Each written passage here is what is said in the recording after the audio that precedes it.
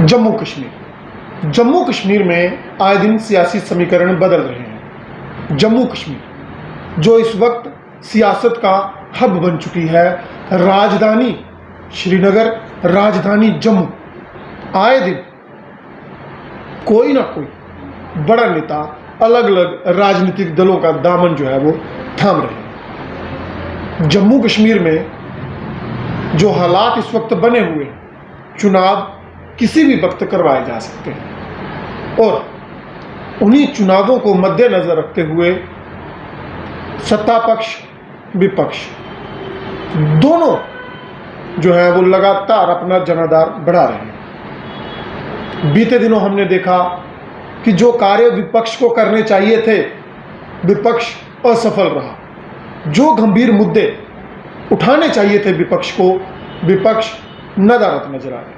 बात करें अगर कठुआ जिला की, तो कठुआ जिला में जो मुद्दे, जो गंभीर मुद्दे विपक्ष के लिए बहुत बड़ा हथियार बन सकते थे, विपक्ष नाकाम रहा उन मुद्दों को हथियार बनाने। जम्मू कश्मीर में विपक्ष की अहम भूमिका निभाने वाला एकमात्र इकलौता चेहरा रॉबिन शर्मा। ऐसा इसीलिए क्योंकि उन्होंने टोल प्लाजा, महंगाई, झूठे वादे, सरकार का अत्याचार, तानाशाह रवैया, इन सभी मुद्दों को जोरों शोरों से उठाया। एक लंबा संघर्ष लड़ा।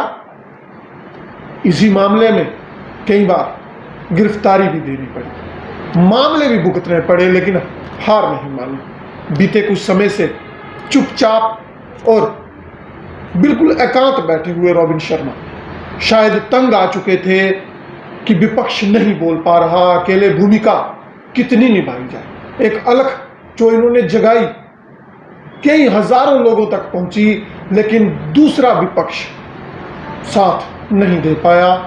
अनेकों कारण रहे। टोल प्लाजा के खिलाफ एक मूवमेंट जो इन्होंने खड़ी की थी, बहुत बड़ी मूवमेंट थी, उस मूवमेंट को भी तानाशाह सरकार ने क्रश कर दिया। तरह तरह के आरोप लगाए गए, झूठे फर्जी केस बनाए गए, गिरफ्तारियां हुई और हरास किया गया। आज वही रॉबिन शर्मा एक नया राजनीतिक मोड़ लेने वाले। कौन सा नया राजनीतिक मोड़ वो लेंगे, किस तरह की नई राजनीति में वो जाने वाले हैं, आज इन्हीं से हम बातचीत करेंगे। और बातचीत करने के लिए रॉबिन शर्मा जी खुद हमारे साथ मौजूद हैं, इनसे जानते हैं। रॉबिन जी, आपका बहुत बहुत स्वागत है रियासतनामा पर। शुक्रिया ईशान जी। पिछला सफर हम भली भांति जानते हैं, लोग भी बहुत जानते हैं और लोग विश्वास करते हैं आप पर कि रॉबिन शर्मा एक मजबूत विपक्ष के रूप में कठुआ में खड़ा हुआ। सबसे पहला सवाल, क्या कारण रहा कि अचानक से साइड होना पड़ा, राजनीति से दूर होना पड़ा और जनता के मुद्दों को सिर्फ आप ही उठाते रहे? क्या विपक्ष ने साथ नहीं दिया या फिर कुछ तंग सा आ गए थे इस तानाशाह सरकार से? ऐसा नहीं है, लगातार हम सोशल मीडिया के जरिए अपनी आवाज़ बुलंद करते रहे, इशू थे, हम डटकर बोले। लेकिन 2 साल से जो कोरोना पीरियड था और कहीं ना कहीं जो सरकार का एक तानाशाह रवैया इस जम्मू कश्मीर में रहा है और हमेशा ही इन्होंने नौजवानों की आवाज़ को दबाने की कोशिश की। महंगाई पे अगर कोई बोले तो उसकी आवाज़ दबा दो, टोल प्लाजा पर अगर कोई बोले तो उसकी आवाज़ दबा दो, उस पर झूठे केस बना दो। और कोरोना पीरियड में अगर कोई विपक्ष बोलता है तो उसको कोरोना का हवाला देकर उस पर FIR लॉन्च कर दो। भाई, ये आदमी 10 से 20 आदमी लेकर ये कोरोना फैला रहा था। और जब हमने पूरी जोर शोर से अपनी आवाज को बुलंद किया, हालांकि मेरे को कठुआ के नौजवानों का, बुजुर्गों का, मातृशक्ति का साथ मिला, शाबाश मिली, लेकिन एक जो फ्रंट पर आकर लड़ना चाहिए था वो बहुत कमी थी। और विपक्ष की जो भूमिका, मैं 35 पार्टी का जिला प्रधान रहा हूं और आपको पता है कि जो हमारी MLA हमारे रहे वो सांबा और डिस्ट्रिक्ट उधमपुर में रहे। और कहीं ना कहीं जो सपोर्ट पार्टी से मिलना चाहिए था या ग्राउंड से मिलना चाहिए था और जो तानाशाह रवैया सरकार का था, लोग डरे हुए थे, लेकिन रॉबिन शर्मा ना कभी डरा था। बस हम देख रहे थे कि एक बदलाव की राजनीति, कोई ऐसी पार्टी आए जिस पार्टी में जाकर हम लोगों की आवाज बुलंद करें, वो वही राह हम देख रहे थे। और हम बड़े शांत तरीके से, और ये तो था नहीं कि हम चुप बैठने वाले हैं। पिछले 22 वर्षों से हम लगातार लगे हुए हैं, तो चुप तो बैठने बस हम वेट एंड वॉच की जो स्थिति बनी हुई थी। अब वो वेट एंड वॉच की स्थिति क्लियर हो चुकी है। इससे पहले भी आपने कई इंटरव्यू दिए हैं और आपने ये चीज़ क्लियर कर दी है कि कल 9 तारीख को आप आम आदमी पार्टी यानी कि केजरीवाल साहब का दामन थामने वाले हैं। क्या कारण है कि दिल्ली की ही राजनीतिक पार्टी आपको सूट आई? जम्मू कश्मीर में कई रीजनल पार्टीज हैं, भाजपा जिसके खिलाफ आप बोलते रहे, अक्सर हम देख रहे हैं कि जो पहले बोलता है वो उन्हीं के खेमे में चला जाता है। चाहे सुरेंद्र चौधरी को ले लीजिए, देवेंद्र राणा साहब को ले लीजिए, या फिर और अन्य नेता जो पहले तो भाजपा को बड़ा कोसते हैं और बाद में उन्हीं की ही जोली में जाके बैठ देते हैं और कहते हैं कि जो मोदी जी करेंगे बड़ा अच्छा करेंगे। आपसे सवाल है कि दिल्ली की राजनीतिक पार्टी क्यों, रीजनल पार्टी क्यों नहीं? 1999 से हमारा सफर शुरू हुआ स्टूडेंट यूथ फेडरेशन से। 2003 में पैंथर्स पार्टी आए और युवा के पहले जनरल सेक्रेटरी बने, फिर प्रधान बने, फिर बीच में थोड़ा सा क्लैश हुआ, उसके बाद अपना संगठन बनाया जिसमें हज़ारों नौजवान हमारे साथ चले। लेकिन हमने जो चुनाव लड़ा 2014 में, असेंबली का चुनाव लड़ा, वो भी हमने इंडिपेंडेंट लड़ा। हालांकि वो सारी पार्टीज़ की अप्रोच थी कि आप हमारी तरफ से चुनाव लड़ें, और हमारे साथ हज़ारों नौजवान लड़े। और आपने देखा होगा कि जो भाजपा में जो लोग थे उनके साथ अपना पर्सनल कैडर बिल्कुल नहीं है। और उसके बाद 2017 में दोबारा हमने रीजॉइनिंग किया मनकोटिया साहब के कारण। मनकोटिया साहब बड़े भाई थे, और पैंथर्स पार्टी में जाने का सबसे बड़ा कारण ये था कि वो जम्मू के लोगों की आवाज़ बुलंद करती थी, वो हक और इंसाफ की बात करती थी। हमने ये सोचा कि शायद अगर कठुआ में एक्सेप्टेंस इनकी आज नहीं है तो कल बन जाएगी, लेकिन कम से कम सरकार को कटघरे में खड़ा करने वाली पैंथर्स पार्टी है, द्वारा ज्वाइन करने का यही कारण था। लेकिन शायद पैंथर्स पार्टी जिस तरीके से लोगों को अपनी आवाज़ को बुलंद करना चाहिए था, अपने प्रोग्राम को लोगों के बीच में ले जाना चाहिए था, वो उस तरीके से लोगों को समझा नहीं पाई। उसके बहुत सारे कारण थे। जो दिल्ली की पार्टी थी वो कभी नहीं चाहती थी कि पैंथर्स पार्टी की आवाज़ बुलंद हो, वो जहाँ पर कामयाब हो। और पिछले दिनों जो एक क्लैश इनका आपस में फैमिली क्लैश हुआ, उस कारण एक बहुत बड़ा धक्का हमारे जो कार्यकर्ता थे पैंथर्स पार्टी को उनको लगा। और वहाँ पर भी हमने तुरंत जब देखा कि नहीं, ये जो चीज़ें पैंथर्स पार्टी में हो रही हैं, जो भीम सिंह के चार सीधे हुई, हमने अलविदा किया। और जो विकल्प था, मैं हमेशा आम आदमी पार्टी की तारीफ करता था, उनका कामकाज देखता था, और भाजपा के खिलाफ तो मैं बोलता था। अब भाजपा सरकार में है, भाजपा लोगों के साथ बेइंसाफी कर रही है, भाजपा लोगों के साथ झूठ पे झूठ बोल रही है। तो मैं अपना जो रोल मॉडल मानता हूँ, अपना भगत सिंह जी को मानता हूँ, मैं सुभाष चंद्र बोस जी को मानता हूँ, जितने भी क्रांतिकारी मैं उनको मानता हूँ। और जो क्रांतिकारी जो होते हैं वो बात करते हैं, जो लोग वो बिल्कुल साफ शब्दों में बात करते हैं, वो लोगों के हक के लिए बात करते हैं। और हालांकि जो जितने भी जहाँ पे एनसी के नेता थे, उन लोगों ने बिजनेस किया, चाहे वो नेशनल कॉन्फ्रेंस पे मंत्री रहे, उच्च पदों पर रहे, लेकिन जैसा ही उन्होंने देखा कि इनकी जो पार्टी है वो साफ हो रही है, और जब जिस भी भाजपा के खिलाफ बोलते थे उसी पार्टी में शामिल हो गए। तो कहने का मतलब जी, लोगों को भी समझना चाहिए कि लोगों का जो स्टेटमेंट है, इन लोगों ने लोगों के साथ धोखा किया है। और रॉबिन शर्मा और भाजपा के खिलाफ बोलता था, मैं भाजपा में तो नहीं गया ना, मैंने एक अल्टरनेटिव की राजनीति जो पूरे देश में दिखने को मिल रही है। और आम आदमी पार्टी में सबसे बड़ा जाने का जो कारण है वो ये है कि आम आदमी पार्टी ने जो बोला है वो किया है, और तभी 3 बार वो दिल्ली में मुख्यमंत्री बने।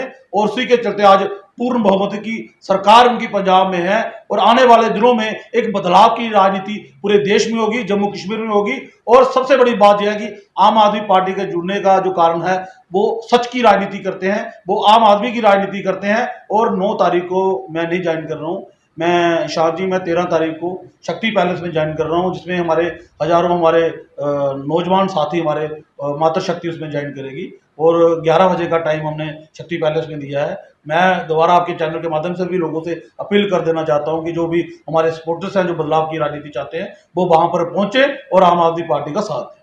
कहने का मतलब है कि आपने सत्ता पक्ष को ना चुनते हुए विपक्ष में रहना ही मंजूर किया, भाजपा में ना जाते हुए जो कि सत्ता में है। क्योंकि अक्सर हम देखते हैं कि नेता, अब चाहे बात किसी को कड़वी लगे, चाहे लालच हो, साम दाम दंड भेद के कारण सत्ता पक्ष की तरफ ही जाते हैं। इस चीज़ से आप भी सहमत करेंगे। लेकिन आपने सत्ता पक्ष को छोड़ते हुए विपक्ष में रहना मंजूर किया है।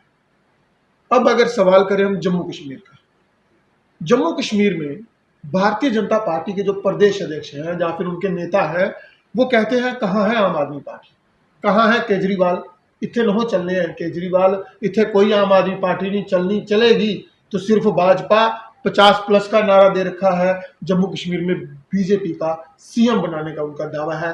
क्या देखते हैं इन हालातों में, जहां एक तरफ आम आदमी पार्टी में हजारों लोग रोजाना जा रहे हैं, भाजपा का सपना पूरा हो पाएगा? आम आदमी पार्टी भाजपा वाले बोलते हैं कहाँ पर है, तो मैं ये कहना चाहूँगा कि आज जो आम आदमी पार्टी है वो आम लोगों के दिलों में है और वो राज कर रही है। जिस तरह से आज एक सैलाब आम आदमी पार्टी की तरफ आया है और हजारों लोग एक दिन के ज्वाइन कर रहे हैं, तो आज जो भाजपा के कदावर नेता हैं, जो मंत्री हैं, उनके मुंह में एक ही नाम है आम आदमी पार्टी। ये साफ दर्शाता है कि जो भाजपा के नेता हैं वो आम आदमी पार्टी से डरे हुए हैं और आने वाले समय में अगर भाजपा चुनाव कराती है तो वो लोग बताएंगे आपको कि आम आदमी पार्टी कहाँ है। जिस तरह से क्लीन स्वीप पंजाब में चला, उसी तरह जो क्लीन स्वीप आम आदमी पार्टी जहां पर करेगी और जहां पर एक पूर्ण बहुमत की सरकार मिलेगी और आम आदमी को एक राहत की सांस जम्मू कश्मीर में मिलेगी, नौजवानों को रोजगार मिलेगा और महंगाई पे रोक लगेगी और करप्शन पे रोक लगेगी।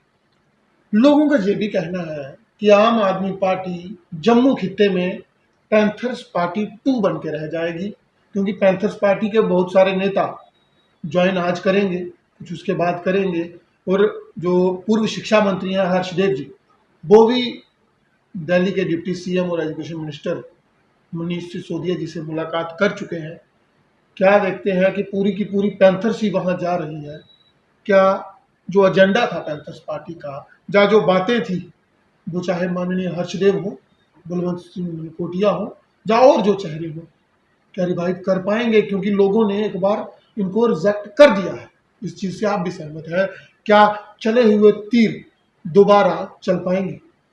अगर हम पैंथर्स पार्टी की बात करें, कदावर नेता जी हैं हर्षदेव सिंह जी, मनकोटिया साहब, कुंडल जी।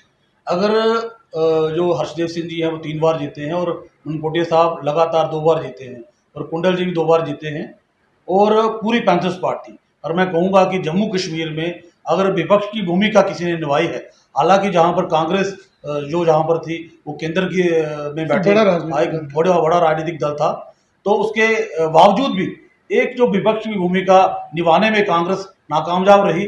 पैंथर्स पार्टी का कार्यकर्ता चाहे 10 थे चाहे 50 थे, उन्होंने जो विपक्ष की भूमिका निभाई और बीजेपी को एक कटघरे में खड़ा किया और सरकार गिरने का भी कारण सबसे बड़ा जो पैंथर्स पार्टी थी। और पैंथर्स पार्टी हमेशा ही हक इंसाफ की बात करती थी, वो नौजवानों की बात करती थी। और पैंथर्स पार्टी, हो सकता है कि आज के दौर में लोग सोचते होंगे कि हमें वो विकल्प चाहिए जो दिल्ली से शुरू हुआ। अगर जम्मू के लोगों को रीजनल पार्टी चाहिए होती तो आज पैंथर्स पार्टी की 40 सीटें होनी थी। पैंथर्स पार्टी को छोड़कर जितने भी लोगों ने पार्टी जहां पर बनाई, 6 महीने से साल से ऊपर नहीं चले। प्रोफेसर भीम सिंह की आज सेहत ठीक नहीं, इनकी अंदर की कोई क्या मजबूरी है वो हम नहीं जानते, लेकिन पैंथर्स पार्टी जो भी बात करती है पूरी ट्रांसपेरेंसी की बात करती है, लोगों के हक की बात ही करती है। और जो नेता जहां से निकल के आम आदमी पार्टी में जा रहे हैं, एक सबसे बड़ी मजबूती जो है वो आम आदमी पार्टी को मिलेगी। और आम आदमी पार्टी को जो अपने मनकोटिया साहब है, 2014 में लोगों ने इनको इग्नोर नहीं किया। हालांकि हर्षदेव को, मनकोटिया साहब को और कुंडल जी को जो वोट मिला, वो उनको वोट जो मिलता था वो मिला, लेकिन एक लोगों ने जम्मू कश्मीर में सोचा कि नहीं यार, इस बार बदलाव की राजनीति, जिस तरह से जनाब मोदी द्वारा वादे किए गए 2014 में कि महंगाई कम होगी, सिलेंडर के रेट कम होंगे, 2 करोड़ युवाओं को रोजगार दिया जाएगा, काला धन वापिस आएगा, करप्शन पे रोक लगेगी, तो एक उम्मीद लोगों की जगी कि शायद मोदी साहब कुछ कर सकते हैं। और उस उम्मीद के जरिए लोगों ने मोदी जी को वोट डाला, हिंदू मुसलमान पे वोट डाला, और उस कारण इनको थोड़ा फर्क पड़ा, जे उसमें डिफीट हुए। लेकिन उसके बाद जब इन्होंने देखा कि ग्राउंड में आज भी मनकोटिया साहब लड़ रहे हैं, आज भी हर्षदेव जी लड़ रहे हैं, और जो पैंथर्स पार्टी का एक कार्यकर्ता लड़ने वाला है, विपक्षी भूमिका निभाने वाला है और लोगों के लिए अंदर जाने वाला है, केसों की परवाह वो नहीं करता। तो कहने का मतलब है कि आम आदमी पार्टी को बहुत बड़ी मजबूती मिलेगी। आम आदमी पार्टी में सिर्फ पैंथर्स पार्टी नहीं जा रही है, आम आदमी पार्टी में वो शख्स जा रहा है जो बदलाव चाहता है, जो चेंज चाहता है, जो आम आदमी के लिए, राहत के लिए काम करना चाहता है। इसमें कांग्रेस के लोग भी जा रहे हैं, इसमें जो अपनी पार्टी में जो लोग गए थे वो भी छोड़ रहे हैं, और आने वाले दिनों में भाजपा के लोग भी छोड़ेंगे। मैं डंके की चोट पे चाहता हूं, जो चाहता है कि पूरे देश में बदलाव की राजनीति हो, नौजवानों को रोजगार मिले, महंगाई पे रोक लगे, करप्शन दूर हो, वो आम आदमी पार्टी का साथ जरूर देगा, वो अरविंद केजरीवाल का साथ जरूर देगा। एक आखिरी सवाल करूंगा आपसे, कठुआ से जुड़ा हुआ सवाल होगा। कठुआ में हम आए दिन देखते हैं कि जमीनों के मसले, जो लेबरर है बेचारे, उनके लिए आज तक कोई कानून नहीं है, उनकी कोई जांच नहीं होती, कोई चेक नहीं है। इंडस्ट्री में पोल्यूशन का बुरा हाल है। टोल प्लाजा की बात करें, स्थिति स्पष्ट नहीं है, जाने भी देते हैं, रोक भी लेते हैं। आम आदमी पार्टी का दामन थामने के बाद क्या वही प्रारूप तैयार रहेगा रॉबिन शर्मा का जो आज से ठीक 7-8 महीने पहले था, या फिर एक शांति की राजनीति रहेगी, या फिर एक अलग तरीके की नए सिरे से राजनीति की शुरुआत होगी? मैंने कभी भी शांति की राजनीति ना की है, और शांति की राजनीति का मतलब ये होता है कि सामने गलत हो रहा है, आप चुप करके बैठ जाए। मैंने अपनी आवाज़ हमेशा बुलंद की है। हालांकि कोरोना का जो इन्होंने जो इनकी गाइडलाइन थी, लोगों का भी बात सुनकर हम चुप रह जाते थे कि लोगों को मोदी जी का बड़ा बुखार था, हिंदू मुस्लिम का बड़ा बुखार था, तो हम भी 4-5 महीने से वेट एंड वॉच कर रहे थे कि लोग क्या बोलते हैं। अब लोगों का गुस्सा भी बाहर आया है कि नहीं यार, हमें एक अल्टरनेटिव मिल गया है, और रॉबिन शर्मा कठुआ का बच्चा है, आपका भाई है, और जितना काम मैंने किया है, जिस तरह से आम आदमी पार्टी को लोगों का सपोर्ट मिल रहा है, पूरी शक्ति के साथ रॉबिन शर्मा कठुआ की नौजवानों की आवाज़ बुलंद करेगा। लेकिन मैं नौजवानों से, मैं कठुआ के मातृशक्ति से और हर एक उस आदमी से जिसके साथ गलत होता है, मैं ये कहना चाहूँगा कि रॉबिन शर्मा आपके साथ जरूर खड़ा है, लेकिन जिस आदमी के साथ गलत होता है, जो अफेक्टेड आदमी है, चाहे सरकार गलत करती है, चाहे एडमिनिस्ट्रेशन गलत करती है, उस आदमी को मेरे साथ खड़ा होना पड़ेगा। और अगर वो मेरे साथ खड़ा होगा तो मैं ये कहना चाहता हूं, डंके की चोट पे सरकार होगी या कठुआ की एडमिनिस्ट्रेशन होगी, उसको उसके साथ इंसाफ करना पड़ेगा। और आम आदमी पार्टी आ गई है, और मैं सरकार से और एडमिनिस्ट्रेशन से कहना चाहता हूं कि लोगों की आवाज़ सुने। आप पब्लिक सर्वेंट हैं, 3.5 वर्षों में जहां में डेमोक्रेसी का भाजपा द्वारा मर्डर किया गया, केंद्र द्वारा मर्डर किया गया, आज चुनी हुई सरकार नहीं है, लेकिन आम आदमी पार्टी जम्मू कश्मीर में पहुंच चुकी है, और हम पिछले 20 वर्षों में लोगों की आवाज बुलंद कर रहे हैं। अगर आपने लोगों के साथ गलत करने की कोशिश की, लोगों को इग्नोर किया, तो हम आपको कुर्सी पे नहीं बैठने देंगे। ये मेरा लोगों से भी प्रॉमिस है और आपसे भी प्रॉमिस है, और आप भी बहुत अच्छा काम कर रहे हैं, लोगों की आवाज बुलंद कर रहे हैं, आप भी हमारा साथ देंगे और देते आए। कुल मिला के कहें कि इस बार रॉबिन शर्मा और उनके साथी और आम आदमी पार्टी वाले कमल पर झाड़ू फेरने की तैयारी में। फिरेगा जी, पूरा झाड़ू फिरेगा। मैं ये बोलना चाहता हूँ कि जम्मू कश्मीर में बच्चा बच्चा असम्बली की सीटें जहाँ से आएंगी, कौंसिल की सीटें जहाँ से आएंगी, डीडीसी हमारे जीतेंगे, क्योंकि जम्मू कश्मीर के इस ड्यूटी में भाजपा ने बहुत अत्याचार उन लोगों पे किए, झूठ पे झूठ बोला, लोगों को डिवेलपमेंट चाहिए, लोगों को रोजगार चाहिए, लोगों को महंगाई से निजात चाहिए, लोगों को बिजनेस चाहिए। ये ऐसी सरकार है जो टोल प्लाजा, टैक्स पे टैक्स, 28% GST लगाने के बावजूद भी सरकार के पास पैसा नहीं है, और करप्शन इतनी बढ़ चुकी है। मैं ये कहना चाहता हूं कि कांग्रेस के टाइम में अगर कोई 10 रुपए लेता था तो इनके टाइम में 100 रुपया है। कहने का लोग अगर 100 रुपये लेता तो 1000 रुपया करप्शन है। करप्शन पे कोई रोक नहीं है, और कोरोना काल में जितनी करप्शन लखनपुर में हुई है कहीं नहीं हुई, और जितना प्रताड़ित हमारे लोगों को जम्मू कश्मीर में इस कोरोना काल में किया गया टेस्टिस के नाम पर। वहां पर हजारों लोग इकट्ठे होते हैं, क्या हजारों लोग इकट्ठे होने से कोरोना नहीं फैलता? और आप देश के किसी भी कोने में चले जाइए, इस तरह से प्रताड़ित कहीं नहीं किया जाता जिस तरह से जम्मू कश्मीर में किया जाता है। लोग बस चुप थे, लोग सोचते थे हमारे पास अल्टरनेटिव नहीं है। कांग्रेस को वो अल्टरनेटिव मानते नहीं थे। पैंथर्स पार्टी कुछ क्षेत्र तक सीमित थी, लेकिन आम आदमी पार्टी का में जो सैलाब पूरे जम्मू कश्मीर में आज गया है, एनसी पीडीपी भी कश्मीर में नहीं मिलेगी। और जम्मू में भाजपा साफ, कांग्रेस साफ, और कोई भी और पार्टी होगी वो साफ होगी, क्योंकि लोग बदलाव चाहते हैं, लोग राहत चाहते हैं, लोग रोजगार चाहते हैं, महंगाई से निजात चाहते हैं। और इस तानाशाही जो सरकार जम्मू कश्मीर में पिछले जो एलजी को भेजा हुआ है और तानाशाही कर रही है, इससे भी मुक्ति चाहते हैं। बहुत बहुत धन्यवाद। इस वक्त आप सुन रहे थे रॉबिन शर्मा को। आपने सुना कि तैयारी पूरी हो चुकी है, झाड़ू आ चुके हैं, बस पकड़ना बाकी है और फेरना बाकी है। चुनावों की तैयारी सरकार भी कर रही है और दल भी कर रहे हैं। कुल मिलाकर कहें कि जम्मू कश्मीर में अब राजनीति की नई सुबह होती नजर आ रही है। खैर, ये देखना अभी बाकी है कि वो सुबह की नई किरणें किसके लिए उजाला लाएंगी और किसके लिए नया सवेरा लाएंगी। लेकिन इतना तय है कि लोग बदलाव चाहते हैं, लोग तंग आ चुके हैं, लोग इस बढ़ती महंगाई से, इस सरकार की तानाशाह रवैये से परेशान हो चुके हैं। फिलहाल आज के लिए बस इतना ही। बहुत जल्द कुछ खास लोगों के साथ खास मुद्दों पर दोबारा हाजिर होंगे। आप देखते रहें रियासत नामा।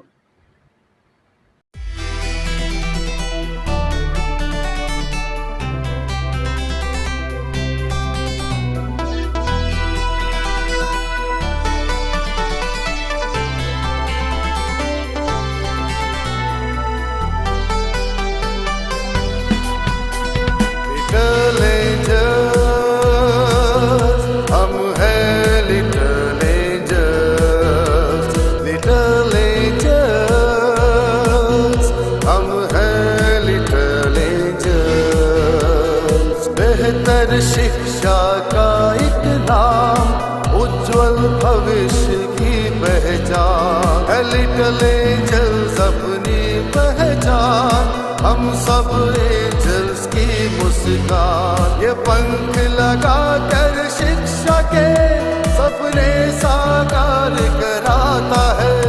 इस आधुनिक और तकनीकी युग में हमें उड़ना सिखलाता है।